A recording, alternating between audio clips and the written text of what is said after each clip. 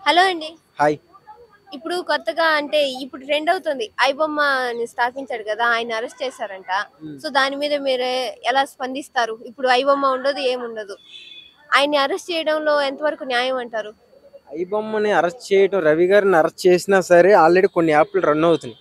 అంటే ఈయన ఆల్రెడీ ఇక్కడ ఎయిర్‌పోర్ట్‌లో ఎప్పుడైతే దిగాడో వాళ్ళ మిసెస్ పట్టిచ్చారు. అంటే ఇక్కడ మనం ఒక రీసెంట్ సినిమా గుర్తొస్తుంది నాకు పాతది. 'శివాజీ' సినిమా గుర్తొస్తుంది. దాంట్లో కూడా ల్యాప్‌టాప్ గురించి వాళ్ళ ఆవిడ పట్టిస్తది కదా!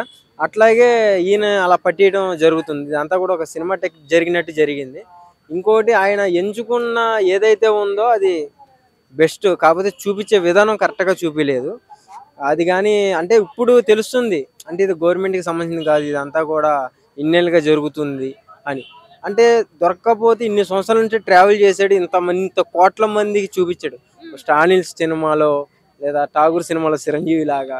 అసలు అలా ట్రోల్ అవుతుంటే నిజంగా కళ్ళమ్మట నీళ్ళొస్తున్నాయి. ఎందుకంటే ప్రతి కామన్ మ్యాన్ గాని, రైతు బిడ్డ గాని, కూలి పని చేసుకునేవాడు గాని సినిమాకెళ్ళి చూడలేకపోతున్నారు. ఇంతంత రేట్లు ఉన్నాయి అని ఒక ఐబొమ్మని పెట్టి ఇంతమందికి ఫ్రీగా సినిమా పోనీ ఆయన డబ్బులు తింటున్నాడా దాని ద్వారా?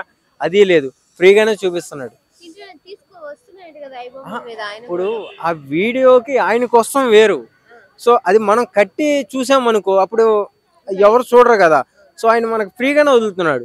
అది ఎలా జేస్తున్నాడు ఏంటి అన్నది ఎవరికీ తెలీదు. సో